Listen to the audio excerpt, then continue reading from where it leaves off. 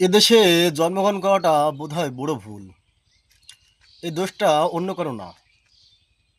এই দোষটা আমাদেরই। কারণ আমরা এদেশের জনগণ। এদেশের মানুষ ট্রেনে মরবে, বাস পানিতে ডুবে মরবে, লঞ্চে মরবে। এই দোষটা আমাদের, আমাদের পূর্বপুরুষদের। আমাদের পূর্বপুরুষরা এদেশে বিশৃঙ্খলা তৈরি করে গিয়েছে। তারা কখনো এদেশের শৃঙ্খলা তৈরি করতে পারে নাই। তারাও সবসময় এরকম চেতনা, কে আজাকার, কে দেশ বিদ্রোহী, এই নিয়েই পড়েছিল। আমাদের একটা সভ্য জাতি দিয়ে যেতে পারে নাই। স্বাধীনতার এত বছর পরেও অন্য অন্য দেশের তুলনায় আমরা কত পিছিয়ে। কারণ আমরা চেতনায় বিশ্বাসী। কে আজাকার, কে এই দল করে, কে ওই দল করে, তাই নিয়ে বিশ্বাসী আমরা।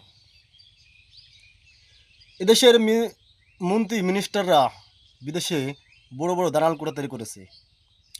আর এদেশে আমরা ভোটাররা দিনরাত মারামারি করি, কে কাকে ভোট দেবো তাই নিয়ে।